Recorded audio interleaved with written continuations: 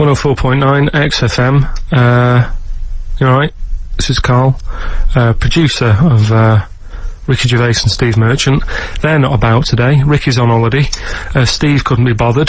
So, I'm left here with all the DATs. That's a digital audio tape, of all the shows they've done since they've been here over the last, I don't know, year and a half or something. So, we'll play you some of the best bits. Alright, so, here's the first bit.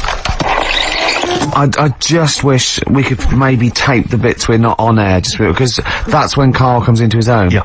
He just said to me, I don't know what I was doing, I was sort of like pottering around, dancing around, doing something annoying probably, and he just looked at me, I don't know, and he was looking at me, and I looked back, and he went, have you ever used a Y-front properly? Genius. It's a great question, because the answer is definitely no. Definitely no. Does anyone use their Y-front properly? And by that, I mean, get your winky out of the little, sort of, slot provided, as opposed to, like, put it to one side or pull them down or whatever. Has anyone used a Y-front properly? I don't think I've ever done it. I don't think I've ever done it. I've never seen anyone in a toilet doing it, Rick. You should be looking. I wish I hadn't said that. I caught ya. Really? Yeah. That's actually how you prove people are gay. Yeah. Get them into this conversation. Yeah. Yeah, it's a trap. Yeah, it's a trap. It was a trap. Yeah. I'm not gay, by the way. Yeah. You didn't prove I was gay, I double bluffed you. Yeah. Because I knew the old gay trick. I thought it was the old gay lord say no thing. That is another method. Yeah, there's innumerable methods of doing it. That's how Oscar Wilde was caught. Yeah. Yeah. What happened there? Well, the judge went to him, did you see that film last night? Gay Lord Say No, and he went no, and they went take him away. Yeah. Take him down to the cells. Yeah, take him to Reading. It is true.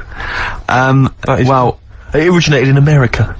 Yeah. So many of these things do. It's a brilliant point, Karl. I'd like to hear from anyone listening who's, and I mean, well, they'll just lie, wouldn't they, I suppose? Yeah. I don't even use, sort of flies. No? Usually. I sort of pull my Y-front, my sort of tracksuit. So that's why I wear sort of like elasticated waistbands all the time. Exactly. Just sort of Speed. Yeah. Yeah, you gotta get in there with the minimum of effort. Yeah, and out. Sure. Often I won't shake. No, oh no. To my detriment, because it often leaks out a little bit later, doesn't it? Ever been out on a date with a girl where it's just trickled down your leg and you wish it hadn't, and you're thinking, what if she gets my trousers off later? She might smell or see it. What? Like what?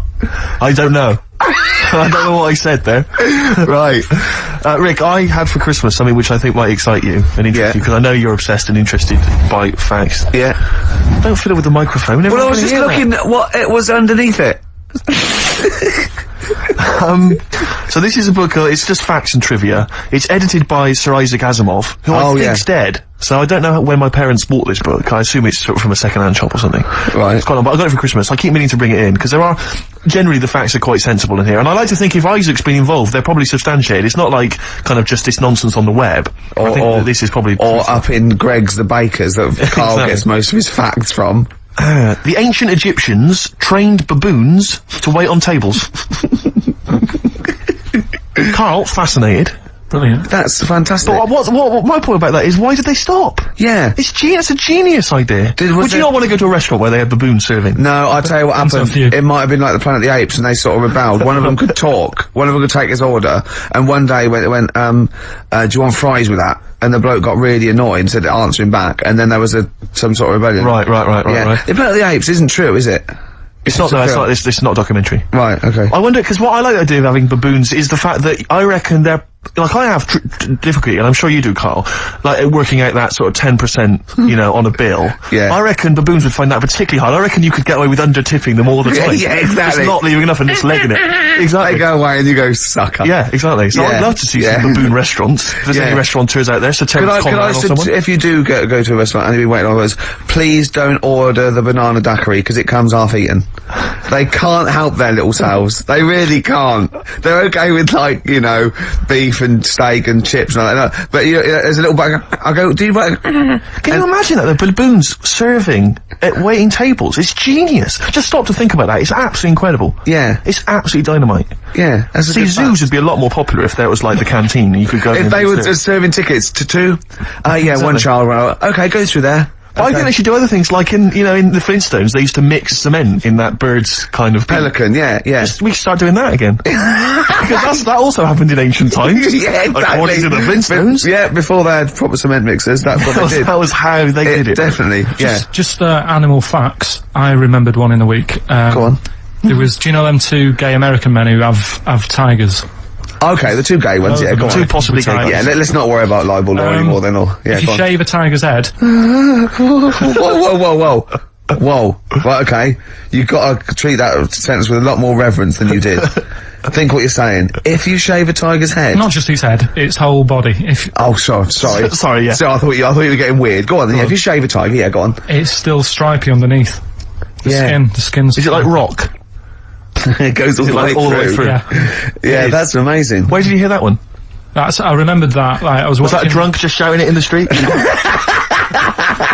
I shaved a tiger and it's still stripy. Get out of here. Yeah. Well, you know a polar bear?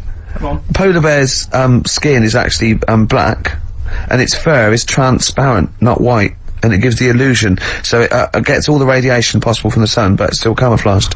I didn't understand that, Rick. Sorry, you lost me. If its skin's black, a polar bear's skin is black, and its fur is translucent, and its fur is translucent. so why is it white when we? Well, it's just because the light hits it and the sun reflects on. Yeah, and it makes it look white. Yeah, so if you look at each individual hair, it's actually translucent. So at night it would be black.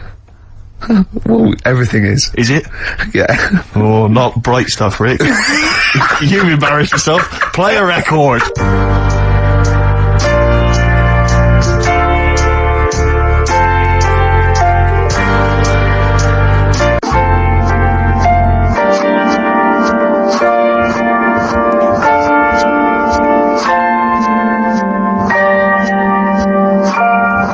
XFM 104.9, lovely that one. Now, again, I broke the rules in the week. I met up with Karl, I had lunch with him, and we were chatting, and having a cup of tea, and it got onto one of Karl's favourite programmes, was the Tales of the Unexpected. Ah, of course. And all I can think is that he's probably the only person in Britain where they were unexpected. I mean, to him, when that twist came in, he'd go, gee, I can't... Yeah.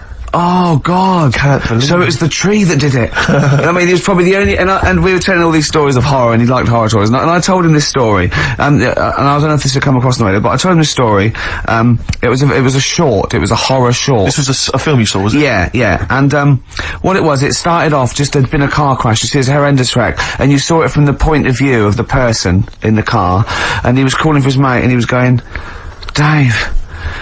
And he sort of looked over and saw a body without a head that had been thrown at. He goes, oh no, Dave. And then into the field of view came Dave, his mate, and looked at him with a look of horror, and then it sort of went black and you realised that he was just a head, and it had been his body. Oh wow. Right? Yeah. And I said, then it came up at the end, at the executions in the French Revolution, people experience consciousness for, and he went, oh, no, he said, it wouldn't be for that long. And then he went, if it was a chicken, it would work. Imagine remaking that film, but it's two chickens in horrendous car crash. Their own fault for driving. It would work. No, he wasn't having that. Yeah. No, it was too long. And I think he said, how long was this film? Went, 5 minutes. He went, no. It would work if it was a chicken. I like the way that Carl is something like, when you relate an incident like that, he's appalled and offended and annoyed by the people that made it, even though he's never seen it. Oh, he's annoyed, yeah. Do you have a favourite Tales of the Unexpected, one that you remember particularly that shook you up? Yeah, we were talking about the one on, where, there's some woman in prison. Have you seen that one? No, I can't remember them all. Right. This woman's in prison. Yeah. And, she gets a bit friendly with the guy who takes the dead bodies out. Right. And, he said, I can get you out of here. He said, what you've got to do, right? You've got to, I don't know, at midnight. When you hear the bell toll, that means there's been a dead body. Yeah, there's been a dead body. So what you've got to do is go into, like, the place where all the dead bodies are. Get in the first coffin on the right. And then I'll come along and carry you out and you can run away and escape, right? So she goes, yeah, alright then. So she hears the bell go. No, I'll bury you, right? And then I'll come back later and dig you up. Right. Yeah, but that's the point. It doesn't matter. It does matter. Trust me, Karl, it really matters. Listen, I don't know if I'm going to ruin this for people at home. Yeah. Can I just skip to the end? I would imagine that she gets buried and he doesn't come back, and she has to get buried alive. Better than that. So she gets in the coffin, and she's lying there for ages. She's buried. She can feel a bit of movement going on, so she's obviously, you know, being carried somewhere, so she's thinking, this is it, I'm getting out. And then she's lying there for ages and thinking, why ain't someone coming and lifting the lid off this? Do you know what I mean? Letting me get out. So she's really bored. She gets a lighter out, right? Lights it to have a look at who she's lying on. It's only the fella who said he'd help escape. Oh. How bad is that? That is... How bad is that? So it is quite important that she's buried alive then, isn't it? In retrospect, you realise that the jeopardy is that she's buried alive and can't get out. Yeah. It makes it so much worse, doesn't it, than just like lying in the morgue and going, actually, I'm getting out of here. Yeah. This isn't gonna work. Look at Carl's face, having told that, he's so pleased. His face is lit up, he's beaming like a child. Have you seen any? Is that your favourite horror thing ever? What was that one you told me about with the porn? That was a good one. Oh, this was fantastic, right? Right. There was this, Sorry, can I just check now? We're just remembering classic episodes of the Tales of the Unexpected, this is important. Well, I saw one, right? I saw one, on Tales of the Unexpected, right? And it was, these two gents, what they used to do, they look down the obituaries and they'd blackmail the wife or the son of a dead eminent person, like might be a priest or a doctor, and they'd go on and say, he bought some erotic stuff from us before he died, and he owes 100 guineas and all this sort of stuff, and they'd pay up because it'd be so embarrassing. They just didn't want this, so they'd just pay him, right? And this one bloke said, who are these people? I'll meet with them. And he goes round there, and he goes round, and they go, your father, he goes, my father could not have bought any erotic material from you. No, he did it, he goes, he couldn't have, he's blind. Right, and that was the twist. And Karl went, so it was magazines, not videos then.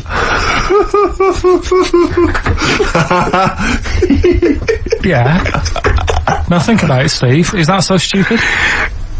Well, presumably it was set in olden times because people, professional pornographers don't tend to call it, you know, erotic material.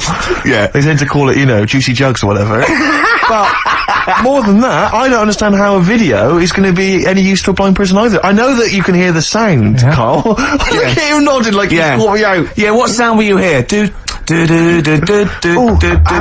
Your meter needs looking at? Yes. Cut. What's then? What's that? Then it's just noises, isn't it? Occasional groans. Yeah. Right. You could listen through the wall at your neighbours. He does. I mean, that's why I save a lot of money. But I thought you were going to point out, Karl, that they could have had a Braille porno. Now, have you thought of that? Look, feel the lumps on that. Exactly. Think about it, Karl. Think about it. You're excited now. Yeah. Your girlfriend's away, Karl. Yeah, the cheese grate has only entered the cupboard. No, she's a good-looking lady. Yeah. Have you ever been hated? You make you cry, but tonight I'm cleaning up my closet. I'm cleaning up my closet. 104.9 XFM. Hello. I'm Karl. Ricky and Ricky Gervais and Steve aren't here, so we're playing through some of the best bits. I say the best bits. It's the bits I came across first. I mean, I'm not wasting my time. I'm a busy man. You know what I mean? So here's another bit. What do you make of the first genetically modified baby? Oh. Are you worried about this? Do you know what did they do? What? Let me see what it says here. It says, isn't it just choosing the, you know, eye colour? Well, this is the concern, isn't it? That in the future you'll be able to decide whether it's a boy or a girl, how intelligent it is, what it looks like, is it handsome, is it ugly? Obviously, no one will choose an ugly baby, and so on and so on and so on. And so it means that, you know, where will it lead? Where will it end, Karl? Are you concerned? I've thought about this a lot. What will us three look like in the future if they're being, you know, genetically modified beautiful people? What will we be like? How will we be considered in society? True, yeah. But we've talked about this before, haven't we? About the cloning thing. Yeah. That's a bit weird. Yeah. But I don't think it matters, because at the end of the day, right, you might look like some other kid, but it's the way you're brought up that will change your features and the way you are, you know, your personality. If you lie, you get a long nose, don't you? Well, no, but listen, right, because I remember when we, you know, I was growing up on this estate. This is gonna be good. Go on. No, it's not. It's just an example of how this doesn't work. Go on. So we don't need to worry, sort of thing. Sure. Right? Okay. So I'm growing up on this estate, and there was this woman about 4 houses down, right? Who's a bit rough. All right. Didn't fancy her. Oh God, no. right? But she had a Why? baby. Well, tell me about her first. I'm interested in this woman. Why was she? It was a very... She looked like a man in a I mean, dress. I didn't grow up in a posh house or anything. And Sure. I'm not saying that if you live in a bit of a rough house, you're a bad person. What did she look like? But anyone can Tattoos? clean up. Looked And like Tony Green with a fag on. they didn't clean up much, right? Oh. Which, even if you've not got a lot of money, you can still try and make Get a some place look jiff. nice. Yeah. Right? But she didn't, and a kid used to take a horse into the house. Sorry. whoa, whoa, Yeah. Whoa, Neddy. Whoa, Neddy. What do you mean a kid used to take a horse into the house? Where did they believe get it, a right? horse? Must have nicked it from somewhere. Must have done. you seen a horse in it? No. What, is that from outside the saloon round the corner? Yeah, was it just tied up with a bit of... Right? And, Oh, that's great. I'd Did been Big out. Jake come looking for it? I'd been out. Oh. Sorry, let me get this. This was before the lynching stopped or after. Where did he get a horse from? What do you mean he must have nicked it? His mum said, where'd you get that from? I bought it. Alright then, but keep it out of the kitchen. I don't want you going Catlin rustling. Where did he get a horse from, Carl? And how long did he have it for? Was he Until- leading it or riding it? Mum, open the door, I can't stop! I can't stop it. Open the patio door as well. I'll be... Looks like we got us a runaway. What do you mean? I don't know, but the thing is, they couldn't afford to buy one because they're not cheap. So I'm just guessing. Maybe that's wrong of me. But I think... He had a horse? Yeah, right. So That's why the family didn't have any money. They'd spend it on the horse. No, I don't Exactly. think, that's what I'm saying. I don't think they would have bought it. So anyway... Yeah, it's wise to whisper, Carl, in case they're listening. Yeah, and They could be in the room next door. It's not buying it, it's keeping it as well. Oh, so I was like in the car with my dad coming into the avenue, and you used to have to drive down it to turn round. And, Yeah. and you know, sort of go back to our house. You had the traditional method of transport. Yeah. And the horse was in the lounge, Reading a paper. just like walking around. Oh God! What? And when I was doing it, I tried to earn myself some money once by flogging little flowers in plastic cups. What? This is And I went- genius. It just keeps coming. What do you mean you're trying to flog little flowers? What do you mean? Wait. Let's play a record. Let's play a record and come back to this. Wait a Because minute, the story's wait a going to minute. just unravel and unravel. It's going to go on for hours. Let's It play a gets track, deeper Carl. and deeper. It's like come an on, Carl. onion, isn't it? We've created a whole world here where there's a man living with a horse. Just walking around the lounge. I come from the West Country. I've never heard anything like that. I just think of a big sort of like orange carpet and it's got a rediffusion telly and this horse going, I'm fed up in here. Exactly. This is really... I am not taking the rubbish out again. Yeah. Right, play a record. Let's have Velvet Underground. We've got that lined up. Oh, yeah, the God. classic from the first album. I'm waiting for the man. Let's come back to the horse in a second. Little flowers in pots. What do you mean?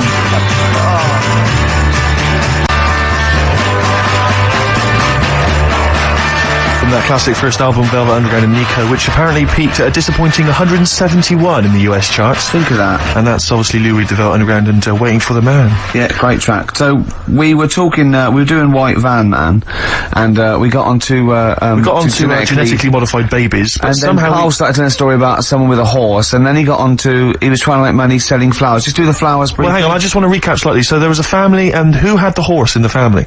It was... Because you lived on an estate in Manchester. So didn't you? the mother was a right pig, apparently. I don't know if that's you relevant. don't need to go that far. But what go I'm on. trying to do is like make a picture for you so you understand. What does she What a look picture like? it Who is. did she look like? Bit of a, and no disrespect to her, bit like Pauline Quirk, Quirky, yeah. right? Okay, I knew you were going to say that. I knew it was going to be Pauline. Did she have any tats? Did she have any I've tattoos? never got that close to her. Okay, alright. So who had the horse? Was this her son or her No, husband? a daughter. Her daughter had stolen a horse, Yeah, from, I don't know where, there was I think it was some stables down the road or something. and they kept the horse in the house with They them. kept it in the house. Did but they didn't get have it caught? for long. No. So, and you said you were in the house one day and you saw the horse No, in what there. happened was, I was, they did this thing at school about raising money for charity, right? For some local charity.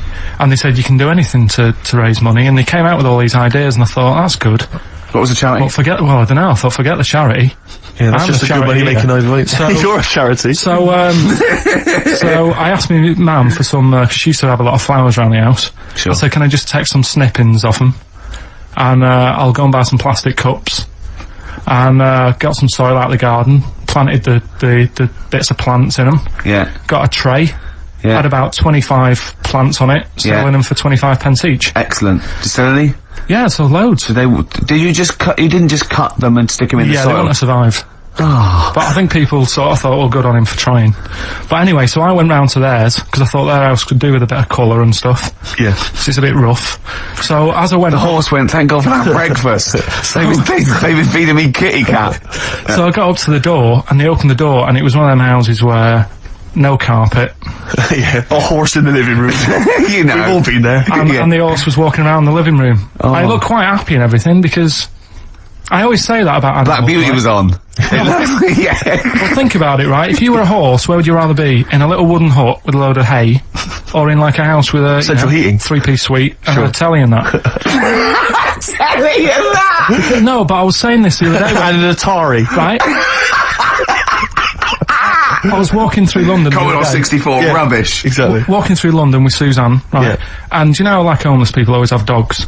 And Yeah. she said, "Oh, I hope she looks after it." I said, "They've got that dog is happier than most dogs, Right. Because people always walk past and give it a pat on the head. Yeah. It's with its owner all the time. Yeah. It's out in the open. It's not locked up in a house. Yeah. It doesn't You know what I eat, mean? but other than that... No, it does eat though. They're always all right. So that's what I was saying. I think this horse was doing all right for itself. Do you know what I mean? Well, not many horses have got their own house. Exactly. For a start, yeah. Well, anyway, that's what by we the were talking by. about. Yeah. So anyway, this family, who's a bit. What were we talking about? It was about cloning. Genetically modified kids and all that stuff, yeah. Right. Now, what I'm saying is, you could say, you know, right, Steve, you could have a baby, right?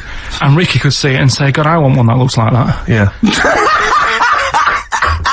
Right? It could happen, Rick. So, Come on, work with him. so you take it to the doctors, and I don't know what they do, they inject it with something or whatever. Yep, that's how it's done. Yeah. And get a little baby, and there it is, it looks the same. Now the thing is, you separate, you both go off and do your own things. Yep. Right? Now, you look at Stephen, you look after your baby. Yeah. You treat it well, you give it good food and I'm that, a good dad. all the vitamins and stuff. Yeah. Ricky just gives it cheese. Right? So then it changes its looks, it goes a bit fat. You know, it gets tired easily, and that sort of thing. Now, when this family, Why am I just feeding a baby cheese? right, this family who had a horse in their house, Yeah. they had a little baby, and my mum went round and said, "You're not going to believe this, but it's a beautiful looking baby," right? Yeah. And I was like, well, you know. And the weird thing is, it was a good-looking kid, but as time went on, they didn't really look after it. And I'm not saying, like, abusing it, but it used to run around, it used to play out till, like, 10 at night. Yeah. It used to chase cars. Right. It was a bit... Did it have hooves? Yeah, no. Chase cars! Right. What sort of kid chases cars? Oh, God. No. Was it called Rover? Did it catch sticks? It's Liam, it was called, right? Right. Now, the weird thing is, it was a good-looking kid, but as time went on, and all that, like, not eating properly and its hair was all patchy... It's not Liam Gallagher, is it? and chasing cars and that, and it became an ugly kid. It's definitely Liam Gallagher. And that's what I'm saying, right? You can clone all you like, but at the end of the day, it's how you brought up. Brilliant. Wow. Live. Wow. That was a hell of a point. Oh, God. But am I right? Oh, you're always right, Carl.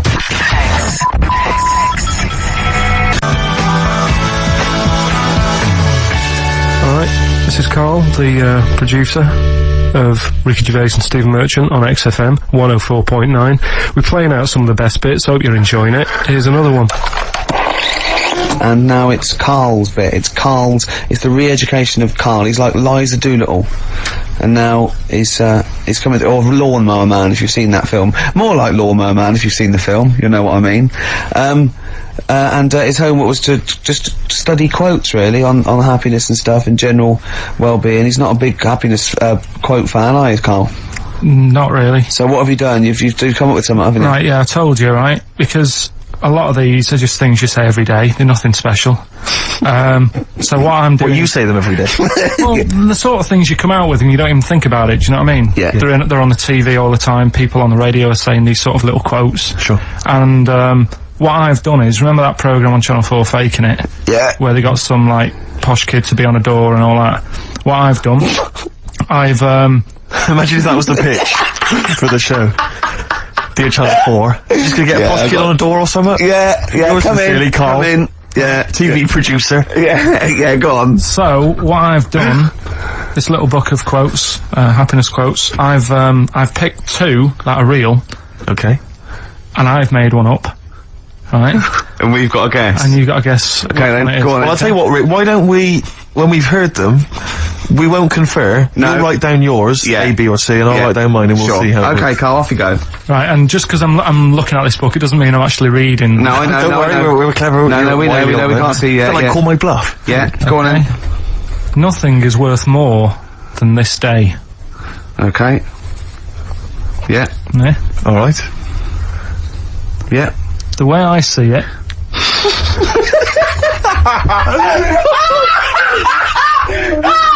Oh God, my head's gonna burst. now hang on. My head's gonna burst. No, Hang no, on. this might not be Carl's. It might not be. How do you know I haven't tweaked them a little bit? Yeah, good Okay, point. fair Good enough. point. No, good point. The way I see it, if you want the rainbow, you got to put up with the rain. Yeah, okay. Alright? Alright, yeah. Okay, no. It's not here. Come on. Cat food. Cat food, come on. It stinks a bit. But, if you don't put up with the smell, the little kitten will die. Steve, I don't know what to say. I don't know what to say. Imagine him faking it. Imagine their faces when he says that, and they're going, "Oh my God." Oh. Carl, play a song, mate. We'll have to confer on this one. Go on in. Right. First one. Nothing is worth more than this day. Excellent. Next one. What does that mean? Well, cherish now, cherish your time. Okay. Because you can't get it back, and Yeah, you know, that's the way I saw it. Carpe diem, whatever it is, seize the day and all that. Okay.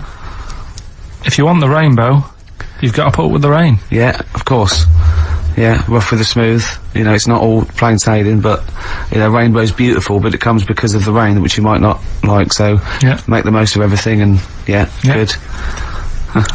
Cat food doesn't smell good, but if you don't put up with it, then the little kitten will die. Right, now, Carl, that is a good effort. Now, that one's yours. I mean, obviously, right? Right, no, but it's a good effort, right? I mean, it slipped seamlessly into the others. Yeah. I don't think it didn't. No, but it's good. I mean, we knew it was that one, but, what I will say is, it's good, but what you don't know, maybe subconsciously, is, I mean, it's very similar to, the putting up with the rain and the rainbow, but that's good. Why do you think that? Well, What does mine mean? well, even though it smells bad, it's good for something.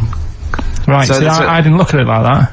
What do you look at that? I kind of thought... Was yours more specifically about cat food, generally? Because you know, normally it's an analogy. Yeah, or a metaphor for something, you know. Well, no, the way I I mean, looked at it- Dolly Parton, who I think did the rainbow rain thing, she wasn't specifically concerned about weather conditions. No. It was a sort of general idea. It's all about life. Yeah, well, that's what I've done. Go on, I've used an everyday thing Yeah.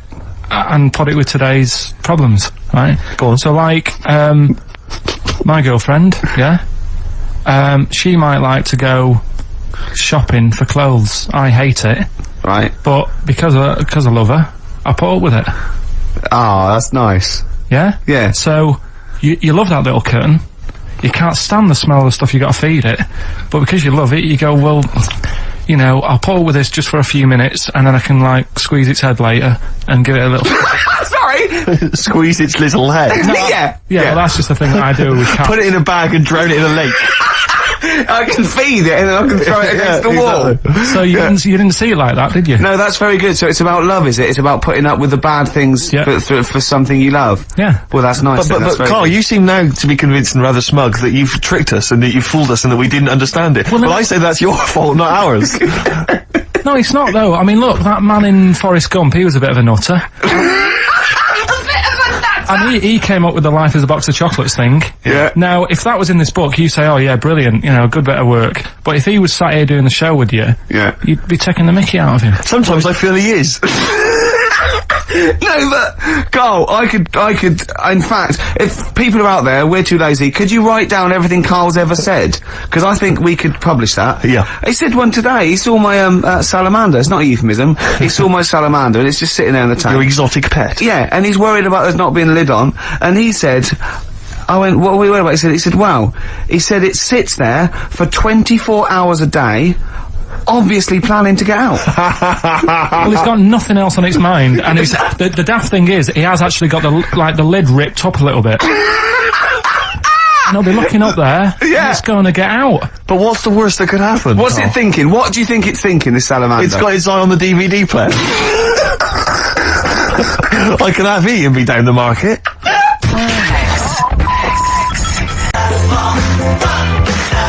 Class. Rock the Casbah. I love the fact you had at least 3 minutes to get that right. I know. Prepare and get that right. I know, but my mouth was full of Maryland cookies. Yeah. You know, last week, this would blow your mind. He came in, do you know what he bought for himself? About 10 penguins. Who buys penguins still? No. Or wagon wheels. Oh, I've never liked wagon wheels. You've not been a fan? No, but I was sorry about that. It's The Clash and Rock the Casbah. Talking about records, have I told you that time my brother-in-law, he was moving out of his place, and I think moving in with my sister, and I was about like, I don't know, 13, and so he was about, 30, and I moved in, and he brought round all, his records when he was storage to leave them at our house, right? And he had all these old sort of records, 50s and 60s records, and they put them upstairs, and I was looking through them, and it's just all like Elvis stuff and Beatles stuff, and there was a mate of mine who loved Elvis, okay, and he had loads of chemicals. Yeah, he had loads of chemicals, and I was into chemistry, and he said, let's swap me some chemicals for them. So I sort of nicked about 5 Elvis singles, and I got all these chemicals, and then the guilt just hit me. I just thought, well, he's going to notice that. And one night, I just came downstairs, and I confessed to my mum, and she went, alright, well, I won't tell him, but you've got to be good. And it's sort of like, I was just really, really good for a year. And then I remember, when I was about 18, my brother was talking about it, and he said, did you ever, play those records I left for you? Brilliant. He told my mum, he said, these are for Ricky. She just didn't tell me. She was sharp, wasn't she? She used opportunism there. Oh, that's genius. And, that was it.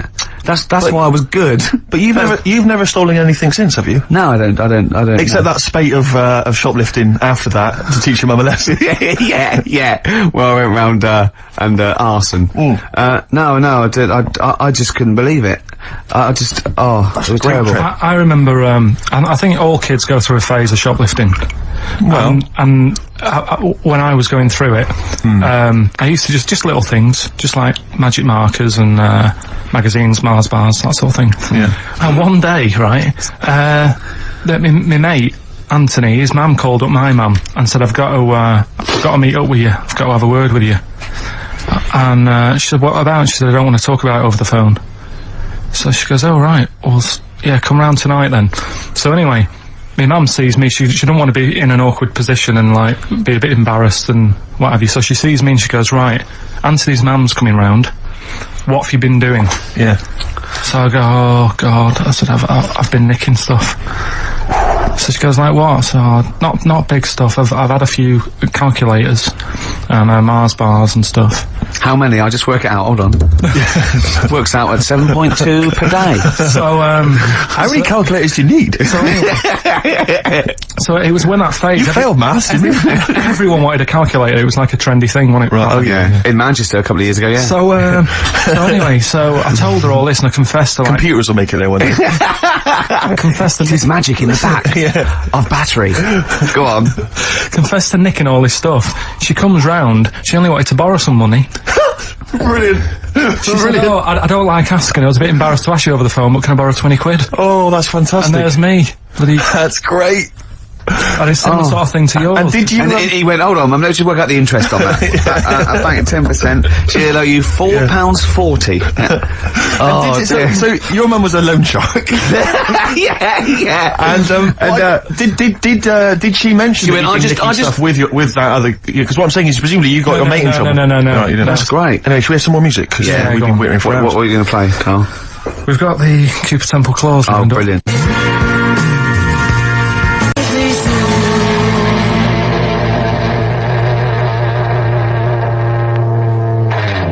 Please Super Temple Claws. Who needs enemies? Good question, lads. Nobody. This is XFM 104.9. I'm Ricky Gervais. Oh, they should print a little book of those. They're great.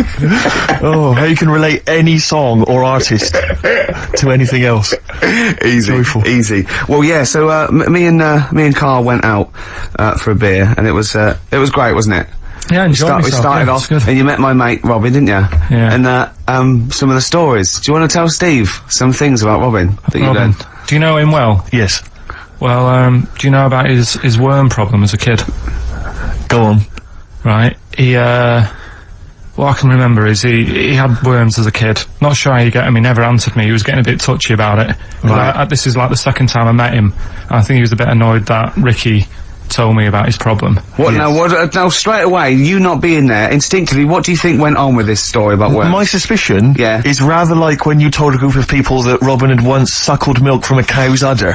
Yeah. Did he mention that as well? Yeah. Yeah. My suspicion is that, like the cow story, the worm story is not true. But And Robin- why would he get so sort of uppity about it? Well, Because it's not true. imagine if that wasn't the first time he'd done it. Imagine if he did that every single time he was with somebody for the first time and Robin was just met them. He will tell that story to anyone. But they do say there's no smoke without fire. Oh, Robin! I also told him that the way Robin cured these worms was because the doctor told his mother, right, to hold a piece of ham or cheese near Robin's anus so the worms would come out for the food, and he believed it. I'll tell you why, though. I said to Robin used to sit on spam to try and get the worms out, and he believed it. But Steve, right, do you remember that story about 3 or 4 years ago where there was some bloke in the army? He went away to somewhere, Vietnam or whatever. He was messing about in the woods. Messing about in the woods? Shouldn't he have been fighting? Whatever. Yeah. Right, and he walked through some lake, and I think he'd cut his toe or something on something, and some worm of some sort crawled in the gash. Yeah. And it was in his body, and the doctor said, we've got to get this out of your body. So what they did was, they said, right, the thinnest part or something of your body that things can crawl through is on the top of your head. So they wrapped Where the skull is. So they wrapped some bacon. No, they didn't! They did. That's right. thing. So it's gone in by the toe. So what we do is, I'll tell you what, that worm's probably heading straight for the head. We'll put a bit of bacon on it. The thinnest part of the body is the skull. Of course it's not the thinnest part of the body. It's where your brain case is, isn't it? It's the skull. There was a reason for it. And it was like they stuck some bacon on his head. And As ever, the vital piece of information, i.e. the reason, Karl seems to have forgotten. because the worm was in his body, and they said everyone likes the smell of bacon. Including even worms. Even a Vietnamese lake worm. They love bacon. Remember last week when I said about the little fella with the bone with no brain, and you were proved wrong? No. Please. No. We were saying it wasn't a little fella. We were saying it was a stillborn child. It wasn't a little You're fella. changing it now. You weren't having any of it last Right, week. hang on a minute. I'm getting confused. There was a Vietnamese snake that went inside of a soldier. worm. A little, like, maggot or some sort that you have to get out of your body because it causes problems. Yes, and so in order to get it out of the He runs body, amok. they strapped bacon to his head. Yeah. That is great. This doctor. And did that work? I think so. They had a picture of him smiling. Oh, God, what, the worm or the bloke? The bloke. Oh, dear. Honestly, I hope someone knows the story. Right. It was about 3 years ago, I reckon. Okay. And, yeah, it did work. GI bacon. So this is why And so what, the worm burrowed out of his head to get the bacon? get to the bacon. Right. That's great. So this is why when Robin was telling his story, I was a little bit disappointed if it wasn't true. Right. Because in a way, You know Robin's never been to Vietnam. No, but what do you really think that Robin, well, as Robin said at the time, Karl, why would I sit on ham, then tell Ricky Gervais? It's a very good point. because if he was a kid, you do daft things like that as a kid. Right. Do you know It's what I the mean? telling Ricky Gervais, though. Yeah. And then, Yeah. oh, bless him. Okay. And then anyway, Robin left, and I tried to chase him, but he got away. He knows that and then we had a few pints, and then Karl embarked on some of the greatest stories ever told. Can you tell the story about your dad? Let me run it. I haven't spoke to him all week, so let me run it by him. Okay, play records. Because you know What we got? we've got one of Steve's. Yeah, well, bizarrely enough, this comes from the Teachers 2 soundtrack, the soundtrack to the current TV series. There's a slight whiff of nepotism in the air. Yeah. Rick, would you like to explain why? Well, that's why you're doing it. My girlfriend worked on it, but Yeah. you were going to play this anyway, weren't you? Well, I was actually. Bizarrely enough, I was going to play some I Am Clute, and this is from, as I say, the Teachers soundtrack. This is called To You. It's a good track. That's I Am Clute, a track called To You from the Teachers soundtrack. That's also got, I noticed the Electric Soft Parade, The Hives, Star Sailor, Feeder, Turin Breaks, Mercury Rev on there. It's a good little collection. Lovely. Karl has just had confirmation. He's looking smug because someone phoned up and went, "It is true. It's a Laogai chi worm, and you wrap bacon around your head." That's all the bloke knew as well. Yeah. And his name was Gary. Yeah. So I'm not having it. No. And he said, see, that's why the Robin thing isn't so weird. He said, but when you said he tried it with cheese, he said I was having none of it. He's got standards. Strokes, hard to explain. Like Karl, really. Yes. Yes. So, Karl, concentrate. Yeah, go on. So, we'll leave the worm with the bacon wrapped around the head, shall we? Well, if you're ever caught in the jungle, Yeah. Always carry some... bit of Danish. Good advice. Lovely. So, would you like to start on your, to Steve, because I've heard all these. Well, we won't do them all. We'll start off with the Mr. Freeze. Tell Steve the story of Mr. Freeze. This is the first time he nearly died. This is the most serious of the lot, really. So, what it was, do you know, like, I don't know if your mum and dad did the same thing, but, like, they do the weekly shopping on like a Friday.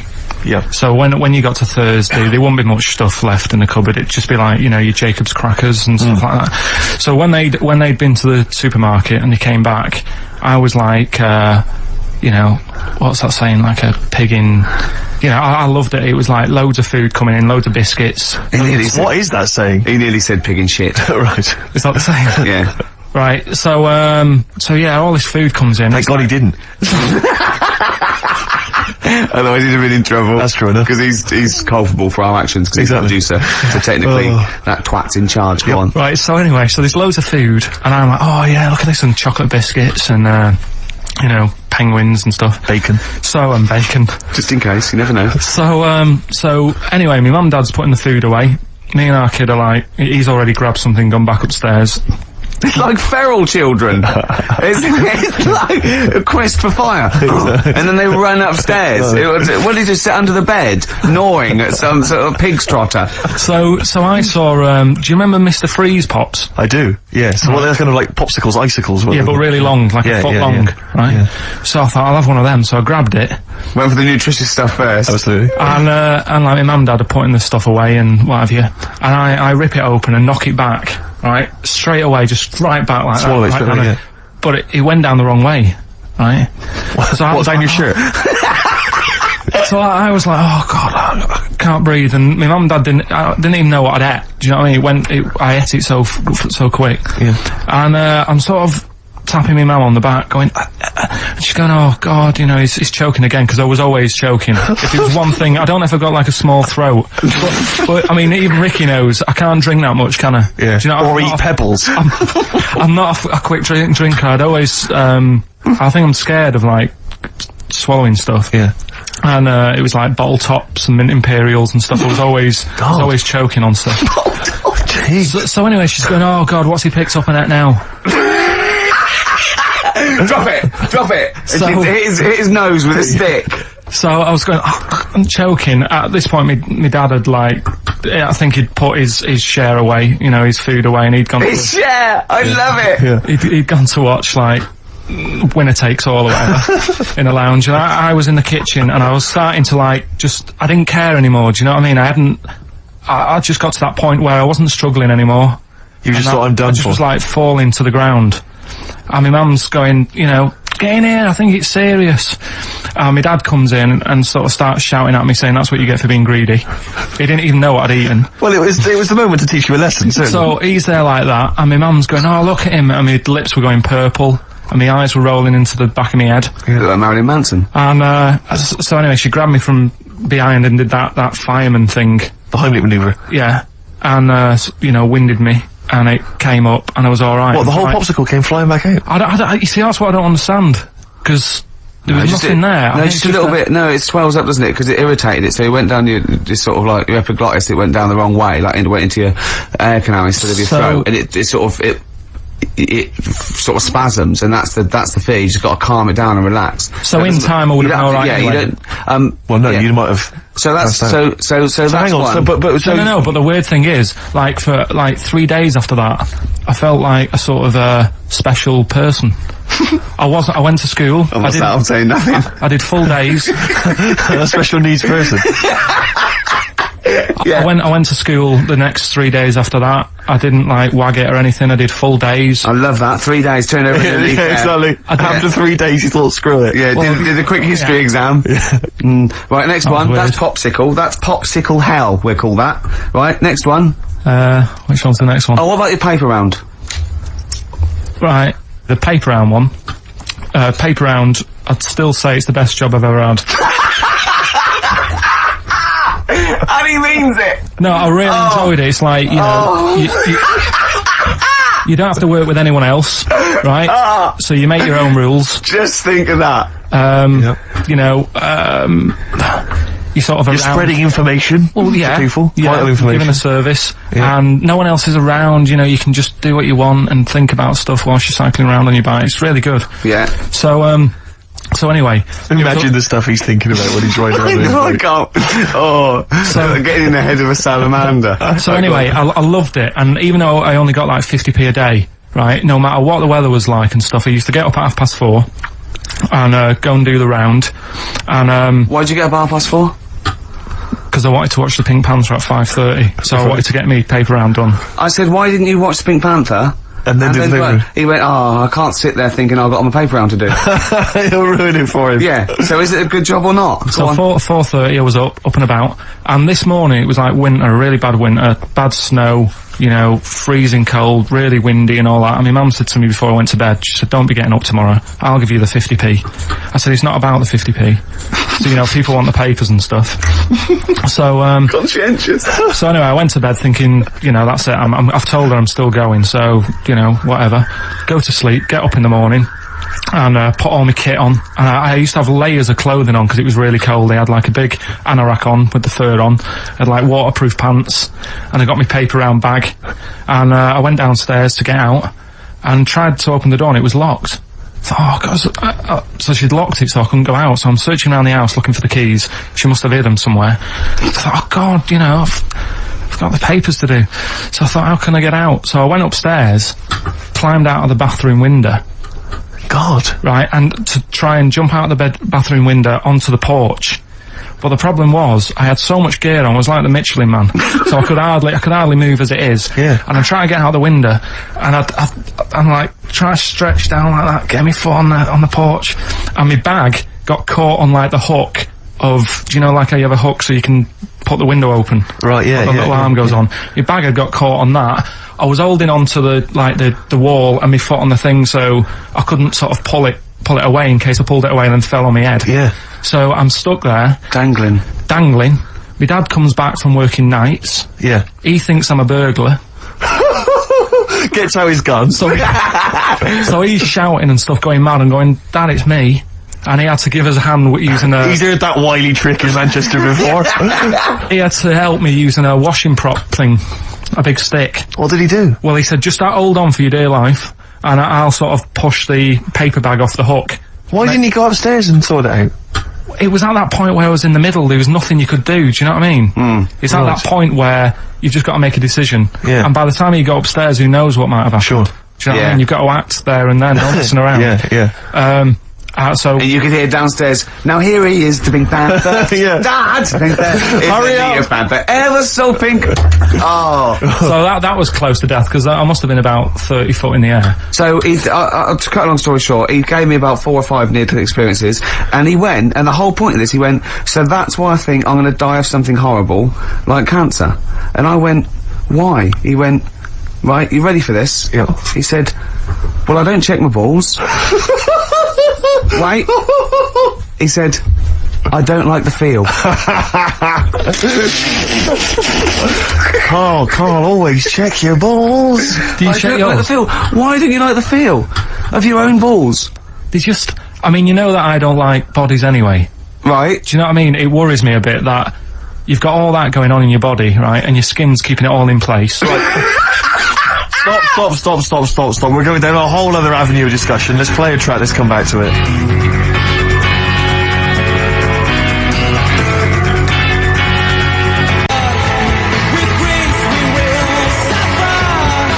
Alright, this is Karl, the producer of Ricky Gervais and Stephen Merchant on XFM 104.9. We're playing out some of the best bits, hope you're enjoying it. Here's another one. His homework was to come up with those stupid lateral thinking problems. We maybe should give an example of the, Romeo and Juliet, right? Romeo's asleep on the bed, Juliet's on the floor, covered in water and broken glass. What happened? And you ask all these stupid questions, and it's Romeo's a cat and Juliet's a goldfish.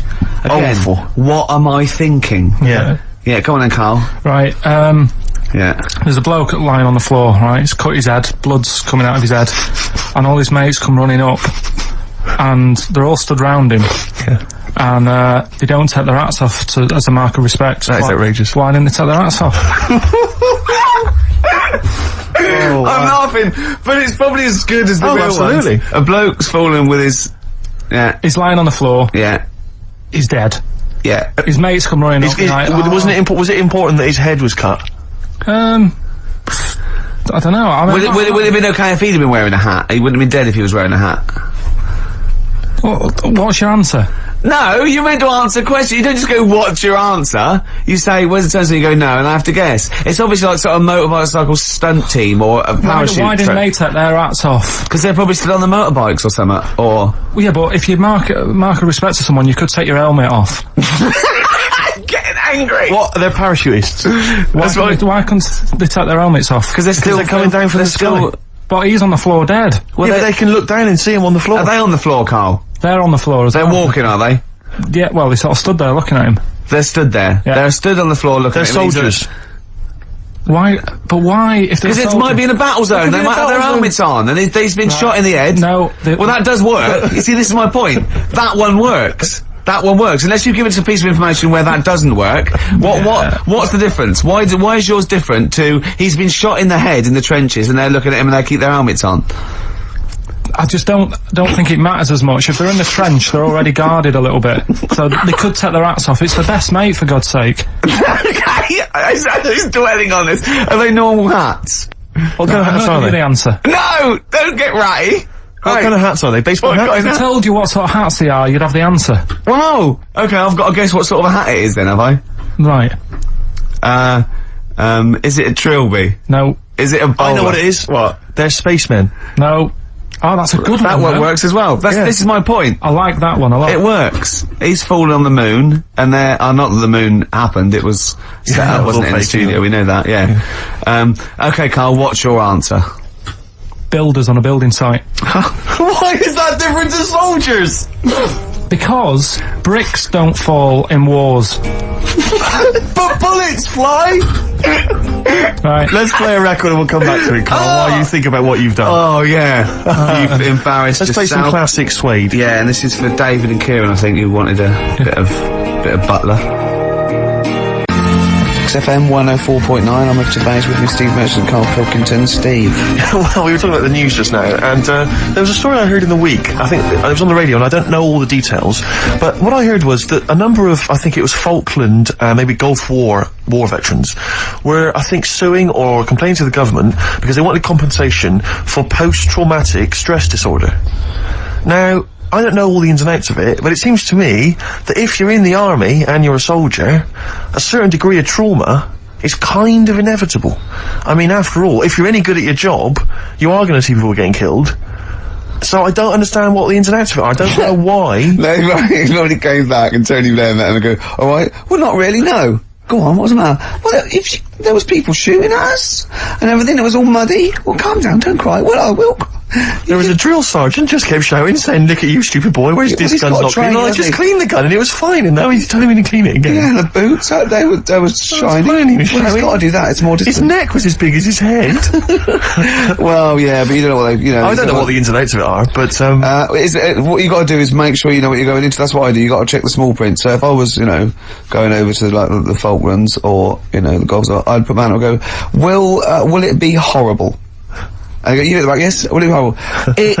It will be horrible. Yes, it will be horrible. There will be shooting and lots of death and everything. I go, right. I'm not going to go. And they go, okay then. Okay. that should be fine, yeah. Should be fine, yeah, just got to, does anyone else scared about this? Pretty much all of us. Okay, then we won't send anyone then. Exactly. My brother went into the army, right, because he couldn't get a normal job. And my dad said, you know, if you don't get a job by such a date, that's it, son, you're going in the army. And, so when was the Falklands? Was it about 81. Right? And he joined back in like 81 or something.